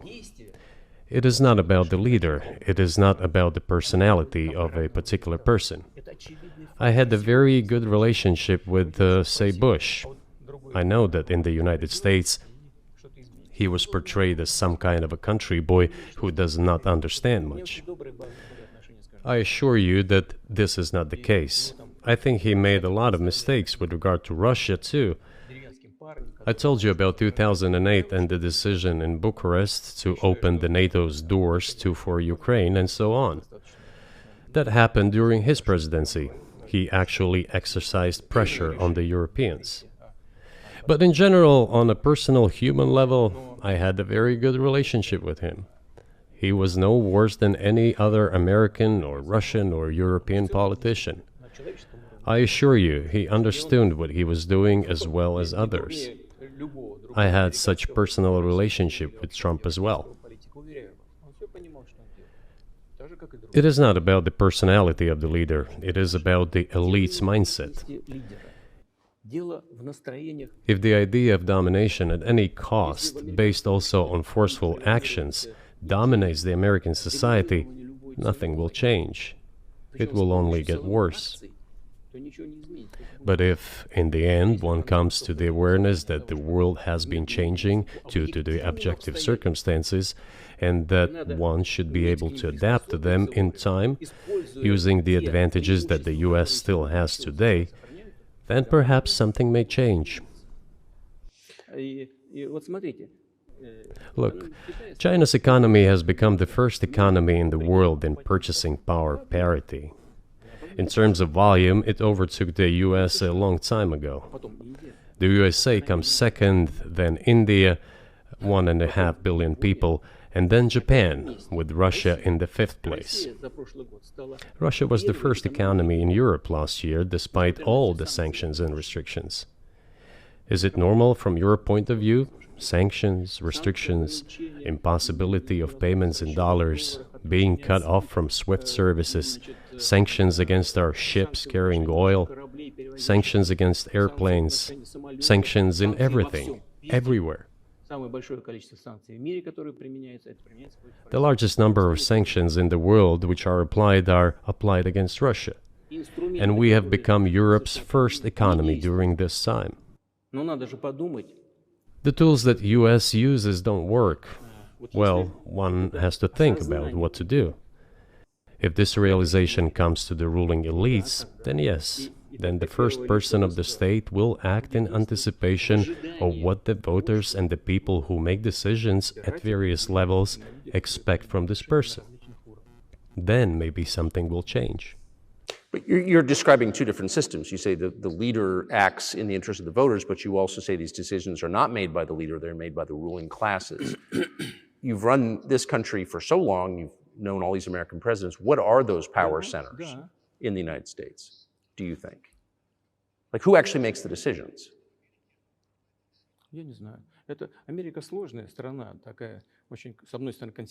I don't know. America is a complex country, conservative on one hand, rapidly changing on the other. It's not easy for us to sort it all out. Who makes decisions in the elections?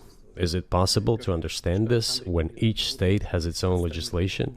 Each state regulates itself? Someone can be excluded from elections at the state level. It is a two-stage electoral system. It is very difficult for us to understand it. Certainly, there are two parties that are dominant, the Republicans and the Democrats, and within this party system, the centers that make decisions, that prepare decisions. Then, look, why, in my opinion, after the collapse of the Soviet Union, such an erroneous, crude, completely unjustified policy of pressure was pursued against Russia? After all, this is a policy of pressure. NATO expansion, support for the separatists in Caucasus, creation of a missile defense system. These are all elements of pressure. Pressure, pressure, pressure.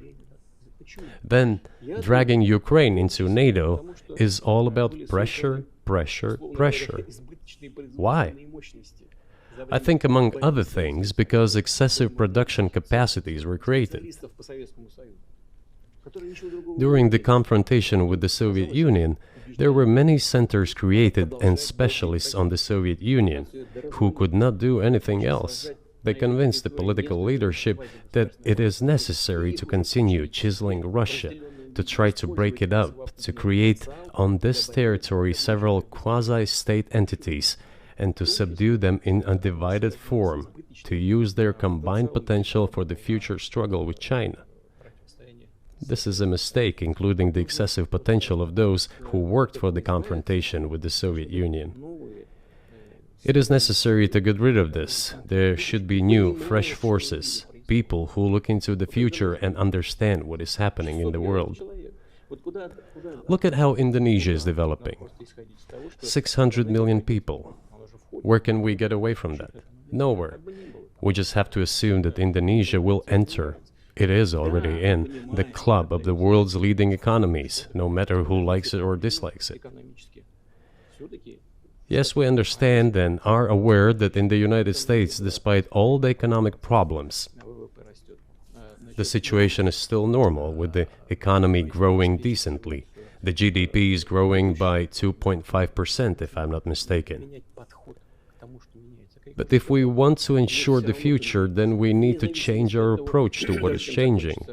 As I already said, the world would nevertheless change, regardless of how the developments in Ukraine end.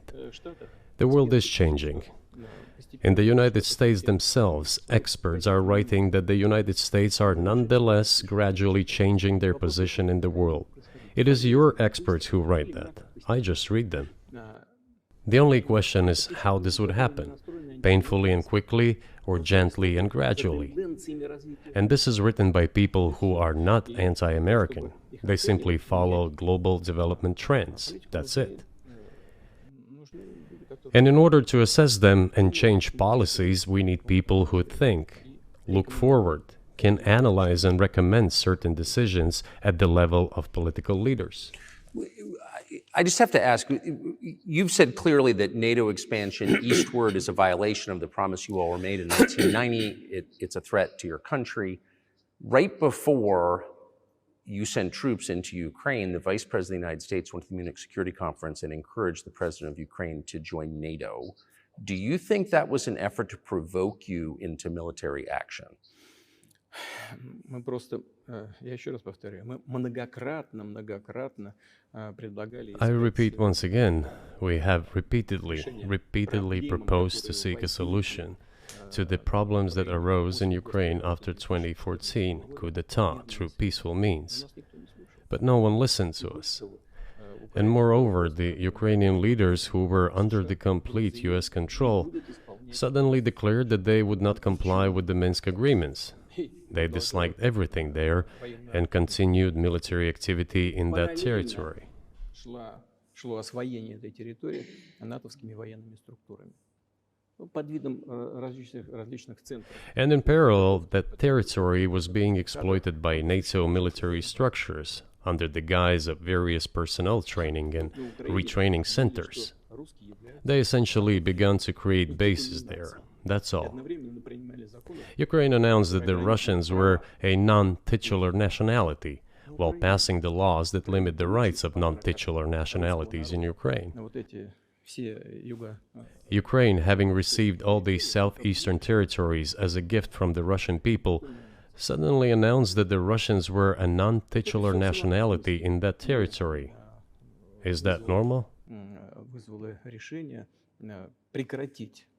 All this put together led to the decision to end the war that neo-Nazis started in Ukraine in 2014. Do you think Zelensky has the freedom to negotiate a settlement to this conflict?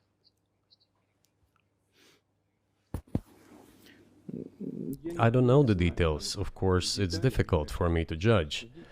But I believe he has, in any case, he used to have. His father fought against the fascists, Nazis, during World War II. I once talked to him about this. I said, Volodya, what are you doing? Why are you supporting neo-Nazis in Ukraine today, while your father fought against fascism? He was a front-line soldier. I will not tell you what he answered. This is a separate topic, and I think it's incorrect for me to do so. But as to the freedom of choice, why not? He came to power on the expectations of Ukrainian people that he would lead Ukraine to peace. He talked about this. It was thanks to this that he won the elections overwhelmingly. But then, when he came to power, in my opinion, he realized two things. Firstly, it is better not to clash with neo-Nazis and nationalists, because they are aggressive and very active. You can expect anything from them. And secondly, the US-led West supports them and will always support those who antagonize with Russia. It is beneficial and safe. So he took the relevant position despite promising his people to end the war in Ukraine. He deceived his voters. But do you think at this point, as of February 2024, he has the latitude, the freedom to speak with you or your government directly about putting an end to this, which clearly isn't helping his country or the world? Can he do that, do you think? Ну, а почему нет? Он же Why not? He considers himself head of state. He won the elections. Although we believe in Russia that the coup d'etat is the primary source of power for everything that happened after 2014. And in this sense, even today, government is flawed. But he considers himself the president, and he is recognized by the United States, all of Europe, and practically the rest of the world in such a capacity. Why not? He can. We negotiated with Ukraine in Istanbul. We agreed. He was aware of this. Moreover, the negotiation group leader, Mr. Arachamia is his last name, I believe still heads the faction of the ruling party, the party of the president in the Rada. He still heads the presidential faction in the Rada, the country's parliament. He still sits there. He even put his preliminary signature on the document I am telling you about. But then he publicly stated to the whole world, we were ready to sign this document, but Mr. Johnson, then the Prime Minister of Great Britain, came and dissuaded us from doing this, saying it was better to fight Russia. They would give everything needed for us to return what was lost during the clashes with Russia, and we agreed with this proposal. Look, his statement has been published. He said it publicly. Can they return to this or not? The question is, do they want it or not? Further on, President of Ukraine issued a decree prohibiting negotiations with us. Let him cancel that decree, and that's it. We have never refused negotiations, indeed. We hear all the time, is Russia ready? Yes, we have not refused. It was them who publicly refused. Well, let him cancel his decree and enter into negotiations. We have never refused. And the fact that they obeyed the demand or persuasion of Mr. Johnson, the former Prime Minister of Great Britain, seems ridiculous and very sad to me. Because, as Mr. Arachamia put it, we could have stopped those hostilities with war a year and a half ago already. But the British persuaded us and we refused this. Where is Mr. Johnson now? And the war continues. That's a good question. Where do you think he is and why did he do that?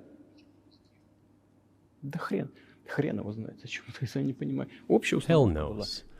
I don't understand it myself. There was a general starting point. For some reason, everyone had the illusion that Russia could be defeated on the battlefield. Because of arrogance, because of a pure heart, but not because of a great mind. You've described the connection between Russia and Ukraine. You've described Russia itself a couple of times as Orthodox. That's central to your understanding of Russia. You've said you're Orthodox.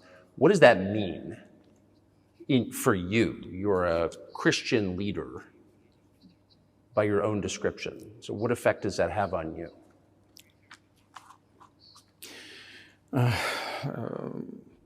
You know, as I already mentioned, in 988, Prince Vladimir himself was baptized following the example of his grandmother, Princess Olga. And then he baptized his squad, and then, gradually, over the course of several years, he baptized all the Rus. It was a lengthy process, from pagans to Christians. It took many years. But in the end, this orthodoxy, Eastern Christianity, deeply rooted itself in the consciousness of the Russian people. When Russia expanded and absorbed other nations who profess Islam, Buddhism, and Judaism, Russia has always been very loyal to those people who profess other religions. This is her strength. This is absolutely clear. And the fact is that the main postulates, main values are very similar, not to say the same, in all world religions I've just mentioned, and which are the traditional religions of the Russian Federation, Russia. By the way, Russian authorities were always very careful about the culture and religion of those people who came into the Russian Empire. This, in my opinion, forms the basis of both security and stability of the Russian statehood. All the peoples inhabiting Russia basically consider it their motherhood.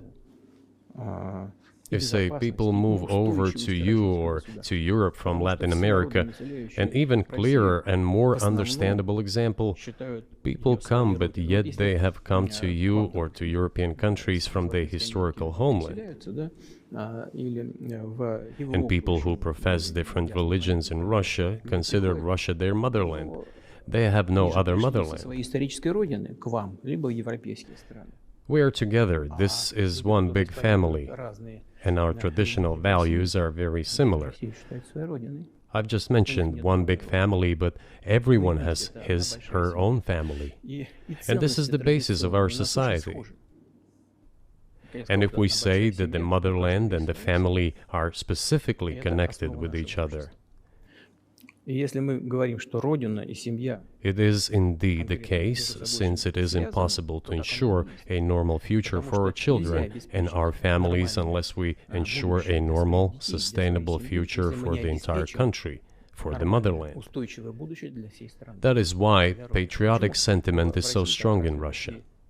But can I say that the one way in which the religions are different is that Christianity is specifically a nonviolent religion. Jesus says, turn the other cheek, don't kill. How can a leader who has to kill, of any country, how can a leader be a Christian? How do you reconcile that to yourself?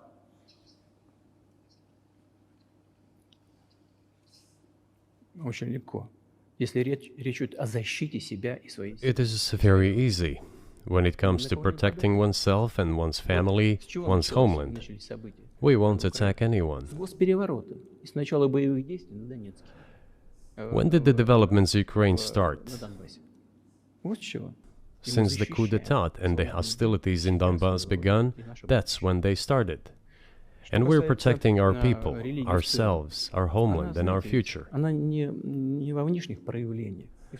As for religion in general, you know, it's not about external manifestations. It's not about going to church every day or banging your head on the floor. It is in the heart. And our culture is so human-oriented.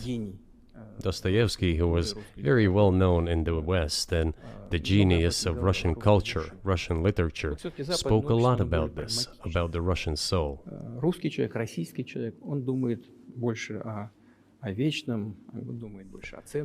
After all, Western society is more pragmatic. Russian people think more about the eternal, about moral values. I don't know, maybe you won't agree with me, but Western culture is more pragmatic after all.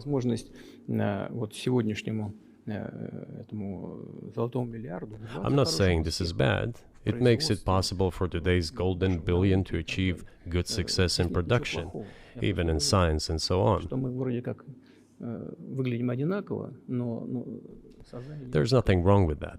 I'm just saying that we kind of look the same, but our minds are built a little bit different. So do you see the supernatural at work as you look out across what's happening in the world now? Do you see God at work? Do you ever think to yourself, these are forces that are not human?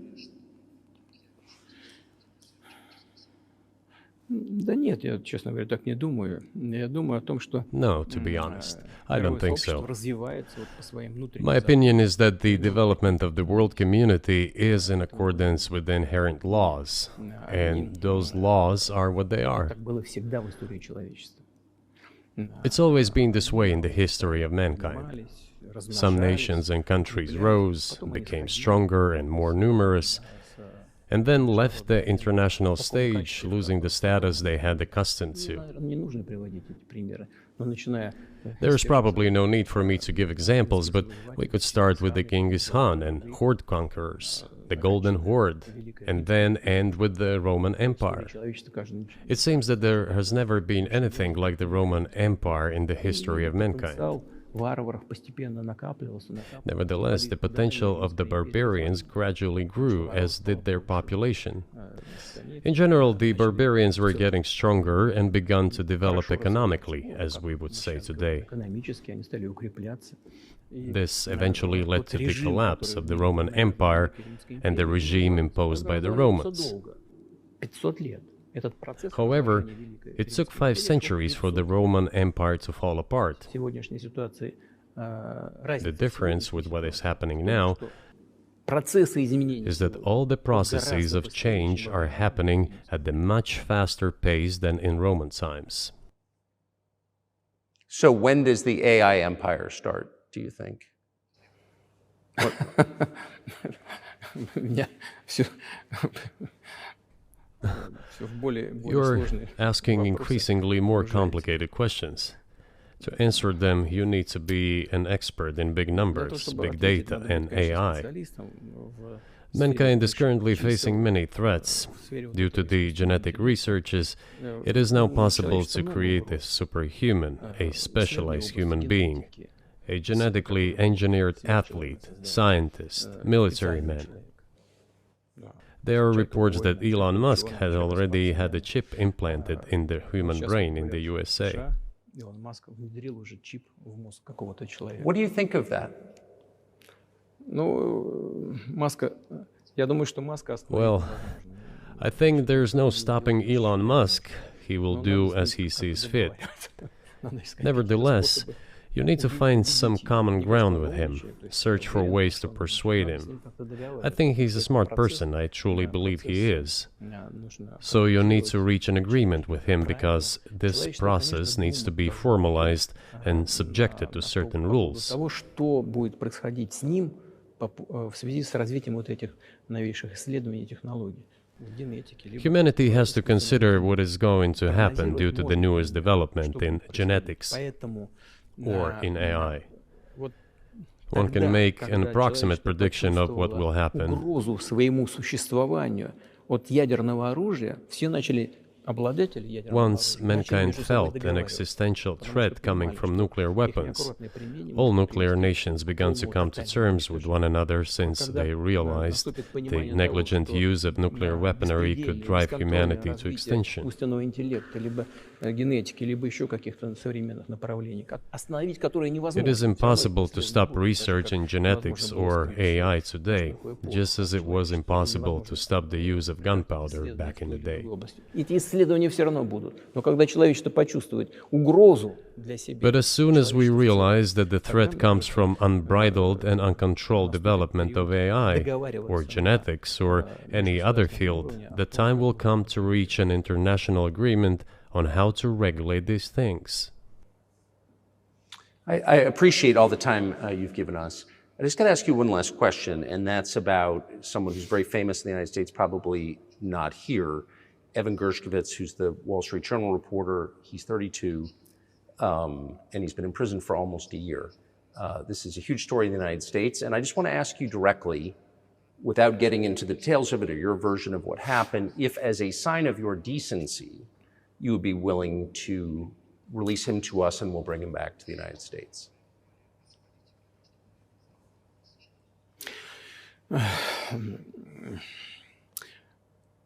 Мы столько сделали жестов доброй воли, что, мне кажется, мы исчерпали все лимиты. We have done so many gestures of goodwill out of decency that I think we have run out of them. Ни разу не ответил.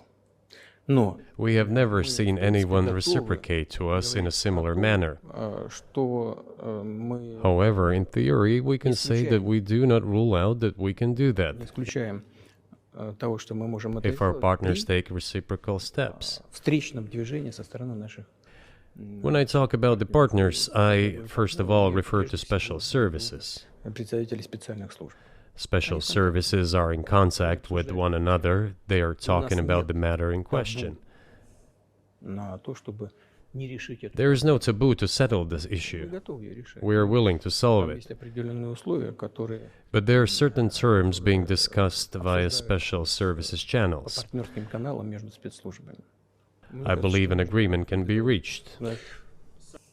So typically, I mean, this stuff has happened for obviously centuries. One country catches another spy within its borders, it trades it for one of its own intel guys in another country. I think what makes, and it's not my business, but what makes this different is the guy's obviously not a spy, he's a kid. And maybe he was breaking your law in some way, but he's not a super spy, and everybody knows that. And he's being held hostage in exchange, which is true. With respect, it's true, and everyone knows it's true. So maybe he's in a different category maybe it's not fair to ask for somebody else in exchange for letting him out. Maybe it degrades Russia to do that. Вы знаете, можно как угодно говорить, что такое шпион, что не шпион. You can give different interpretations to what constitutes a spy, but there are certain things provided by law. If a person gets secret information and does that in conspiratorial manner, then this is qualified as espionage. And that is exactly what he was doing. He was receiving classified, confidential information, and he did it covertly. Maybe he did that out of carelessness or his own initiative. Considering the sheer fact, this is qualified as espionage. The fact has been proven, as he was caught red-handed when he was receiving this information. If it had been some far-fetched excuse, some fabrication, something not proven, it would have been a different story then. But he was caught red-handed when he was secretly getting confidential information. What is it then? But are you suggesting that he was working for the US government or NATO, or he was just a reporter who was given material he wasn't supposed to have? Those seem like very different things. Я не знаю, на кого он работал. Но повторяю еще раз. I don't know who he was working for, but I would like to reiterate that getting classified information in secret is called espionage, and he was working for the US Special Services, some other agencies. I don't think he was working for Monaco, as Monaco is hardly interested in getting that information. It is up to special services to come to an agreement. Some groundwork has been laid. There are people who, in our view, are not connected with special services. Let me tell you a story about a person serving a sentence in an allied country of the US. That person, due to patriotic sentiments, eliminated a bandit in one of the European capitals. During the events in the Caucasus, do you know what he was doing? I don't want to say that, but I will do it anyway. He was laying our soldiers, taken prisoner, on the road and then drove his car over their heads. What kind of person is that? Can he even be called human? But there was a patriot who eliminated him in one of the European capitals. Whether he did it of his own volition or not, that is a different question. Yeah, but Evan Gershkovich didn't do that. I mean, that's a completely different... I mean, this is a 32-year-old newspaper reporter. He committed something different. He's not just a journalist. I reiterate, he's a journalist who was secretly getting confidential information.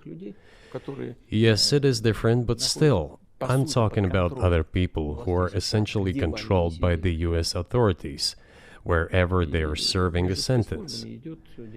There is an ongoing dialogue between the special services. This has to be resolved in a calm, responsible, and professional manner. They are keeping in touch, so let them do their work. I do not rule out that the person you refer to, Mr. Gershkovich, may return to his motherland. By the end of the day, it does not make any sense to keep him in prison in Russia. We want the US Special Services to think about how they can contribute to achieving the goals our special services are pursuing. We are ready to talk. Moreover, the talks are underway. And there have been many successful examples of these talks crowned with success. Probably this is going to be crowned with success as well. But we have to come to an agreement.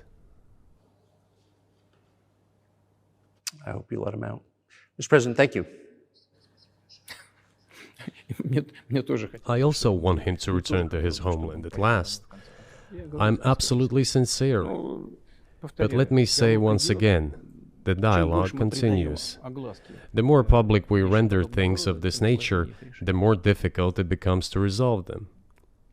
Everything has to be done in calm manner. I wonder if that's true with the war, though. Also, I mean, I guess I want to ask one more question, which is, and maybe you don't want to say so for strategic reasons, but are you worried that what's happening in Ukraine could lead to something much larger and much more horrible? And how motivated are you just to call the U.S. government and say, let's come to terms?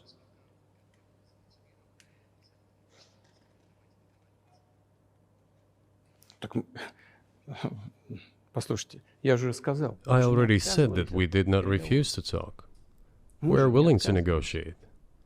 It is the Western side, and Ukraine is obviously a satellite state of the US. It is evident. I do not want you to take it as if I'm looking for a strong word or an insult, but we both understand what is happening. The financial support, 72 billion US dollars, was provided. Germany ranks second, then other European countries come. Dozens of billions of US dollars are going to Ukraine. There's a huge influx of weapons. In this case, you should tell the current Ukrainian leadership to stop and come to negotiating table, rescind this absurd decree. We did not refuse. Sure, but you already said it. I didn't think you meant it as an insult, because you already said correctly, it's been reported that Ukraine was prevented from negotiating a peace settlement by the former British Prime Minister acting on behalf of the Biden administration. So of course they're a satellite. Big countries control small countries. That's not new. And that's why I asked about dealing directly with the Biden administration, which is making these decisions, not President Zelensky of Ukraine. Если администрация Зеленского на Украине отказалась от переговоров, well, if the Zelensky administration in Ukraine refused to negotiate, I assume they did it under the instruction from Washington. If Washington believes it to be the wrong decision, let it abandon it. Let it find a delicate excuse so that no one is insulted. Let it come up with a way out. It was not us who made this decision, it was them. So let them go back on it. That is it. However, they made the wrong decision, and now we have to look for a way out of the situation to correct their mistakes. They did it, so let them correct it themselves. We support this. So I just want to make sure I'm not misunderstanding what you're saying. I don't think that I am. I think you're saying you want a negotiated settlement to what's happening in Ukraine.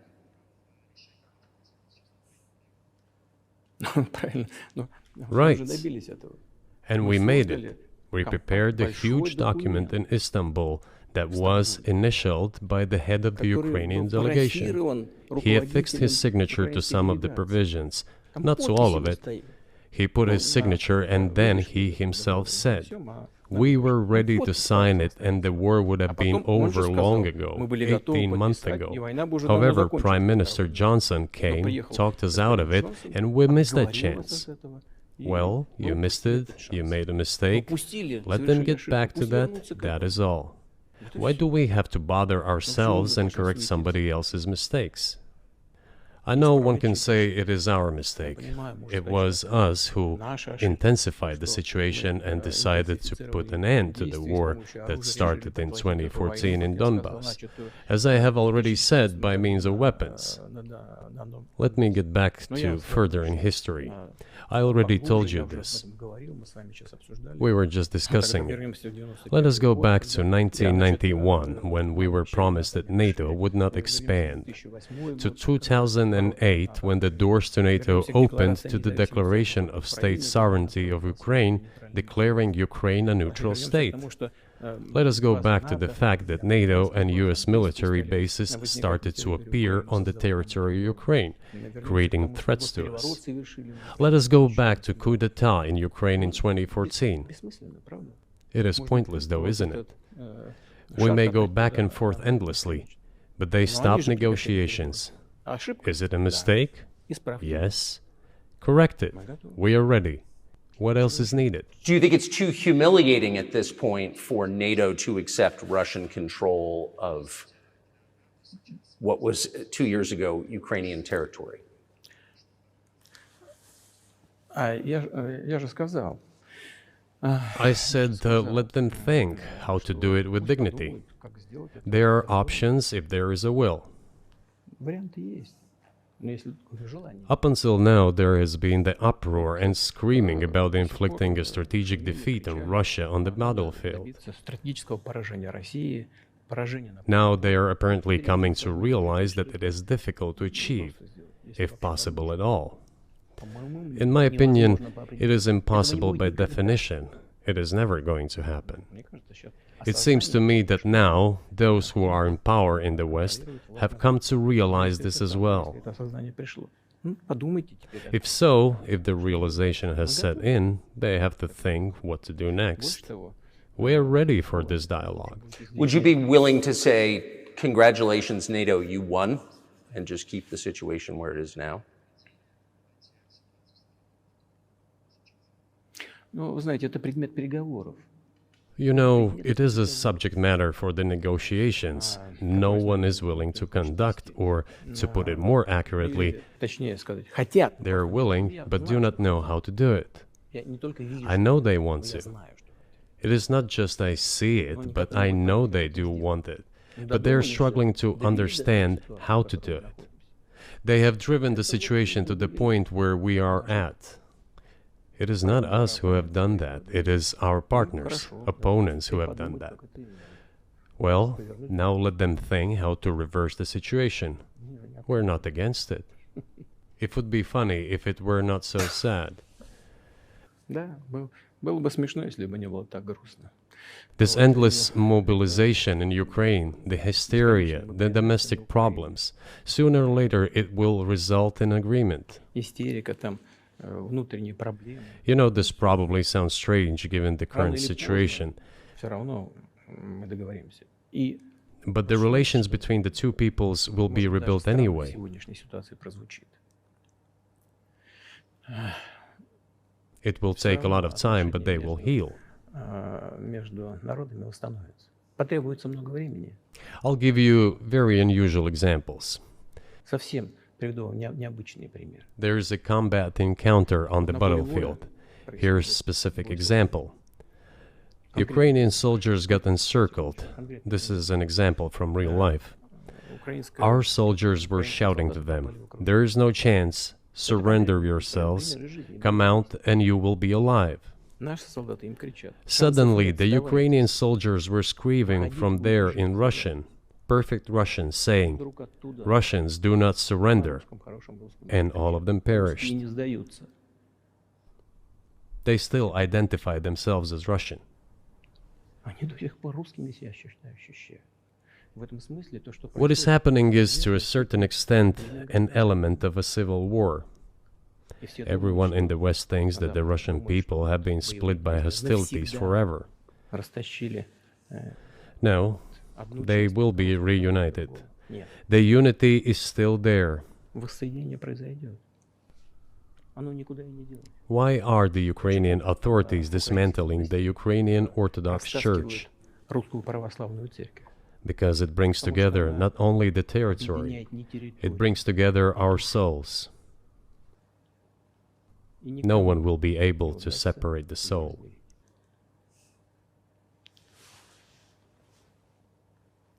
Shall we end here, or is there anything else? No, I think that's great. Спасибо. Thank you, Mr. President. Free speech is bigger than any one person or any one organization. Societies are defined by what they will not permit. What we're watching is the total inversion of virtue.